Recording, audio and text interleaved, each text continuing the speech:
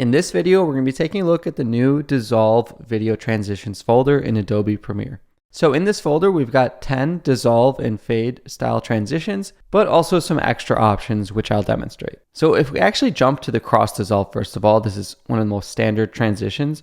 If you just drag and drop this in between two clips, you'll get your typical cross dissolve. And as usual, you can lengthen or shorten this transition tape to make it longer or shorter. And another nice little tip is the shortcut for transition is if you highlight two clips and press Command D, that'll automatically add the default transition. In this case, it's showing legacy cross dissolve for now, as some of these effects and folders are updating and reorganizing. But if you ever want to set any of these effects to that default shortcut, you can just right click and set as default transition, and you'll notice that blue box gets put around it. So if I wanted instead this additive dissolve, now I can highlight, let's say, all of the cuts in my clip and just press Command D. They'll automatically add the default additive dissolve transition. And if you go to the Premiere settings, under the timeline preferences, you can set the default video transition duration. So it's 30 frames.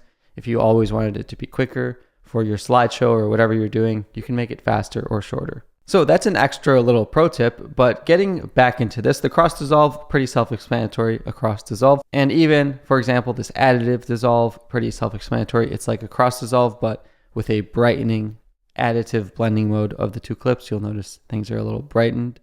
But for example, some other things like the blur dissolve, we don't just have to settle with whatever default thing. So this is just blurring between two clips.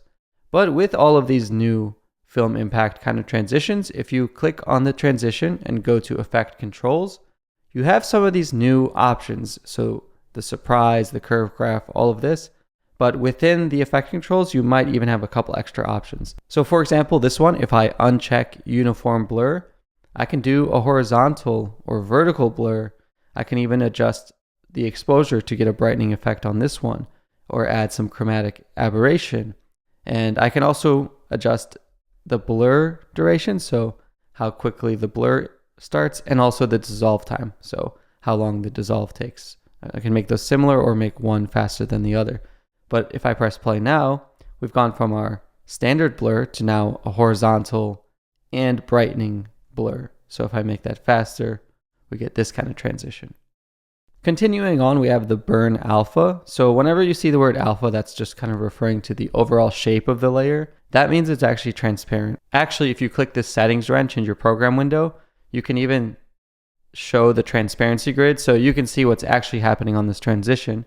It's making things transparent and fading between them, which means if I were to add another video clip underneath of this, it would show. So you can create some cool composite type of effects, or maybe blur out text and title graphic screens in a unique way. We already covered cross dissolve. That's some of the most standard one, but you do have some of these new timing features. So if you have the ease in and ease out, like I was mentioning, it gets kind of like a velocity cross dissolve. There's also this focus amount, so choosing which clip to focus on or which position to focus on a little bit. Maybe you have a focal point or a face that you want to fade in. And then we have dip to black and dip to white as well. These are pretty self-explanatory. Dip to black, that can be a really useful one. The cool part, this has some blur options as well, so you get kind of combination. Dip to white, the same thing, but with dip to white. Now, in between dip to black and dip to white, there's dip to color. So auto color, I think, is just basing it off of some blend of averages in the clips. But if you uncheck that, you can just pick a color, for example. There's also this duotone effect. So it's kind of like the tint effect, and you can dip to these unique kind of gradient maps almost. So this could offer some fun, unique possibilities. Next up, we have the film dissolve. So this is kind of very similar to the cross dissolve. I believe this just takes into account the contrast of the clip, so the dark portions or the light portions. If I stay on this middle frame, for example, and I'll switch back to a film dissolve, you can kind of see the difference. So if you see this is cross dissolve and this is film dissolve, we see that in the film dissolve, we could see that the light portions of this image have stayed around possibly a little bit longer than in the cross dissolve. But even in the new cross dissolve, there's an option for type, and you can choose film dissolve in the cross dissolve. So maybe a little bit of redundancy, but a lot of flexibility. So the last few of these are a little bit more unique. We have Luma fade.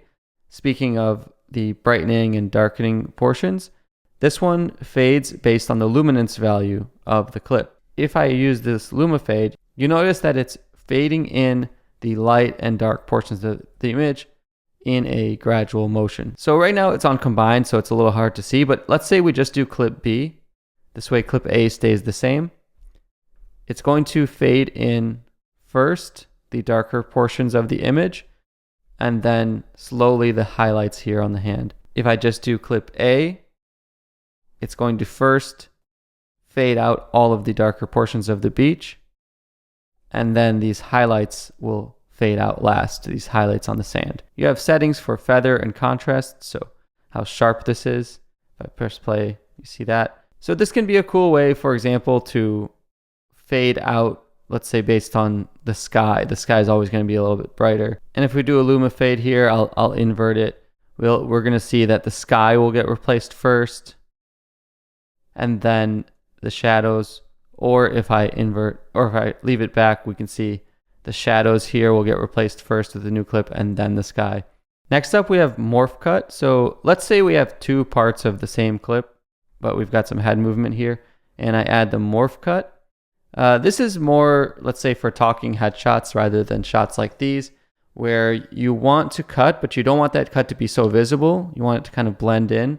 When you apply this one, that's why you'll notice it says analyzing in background. And once this is done analyzing, it's going to try to apply a more gentle morphing fade. So if I play this one frame by frame, you see it kind of, this one has quite a head turn. But this is the technical use of this, is trying to make cuts a little less jarring, a little bit more smooth looking, kind of misuse it in a way. You can use it for just more creative morphing kind of transitions, but that's the technical use. This isn't even the best example clip, but you get the idea. And lastly, we have the mosaic transition. So similar to the mosaic effect that we looked at earlier in our stylized video effects folder, but with also a couple of extra things. In the effect controls panel, we can change, for example, hexagons. We can also maybe adjust the distortion amount. So if we don't want just regular hexagons or squares, we can just make them more distorted. We have highlight angle amounts or number of tiles. So if we want really large tiles or small tiles, we can adjust all of that here and get these cool hexagon transitions. And don't forget, these not only can be used on clips, but these can be used on, let's say we have two color mats. I can also apply these transitions on other types of clips, for example. So you can imagine having fun in different ways with graphics or text. And that's a basic overview of everything in the Dissolve video effects transitions. In the next video of this series, we're going to be taking a look at the grunge and distort folder, so some really fun ones here. My name is Justin Odisho. Subscribe and check out the playlist for all of the previous videos. Thanks for watching, and I'll see you in the next one.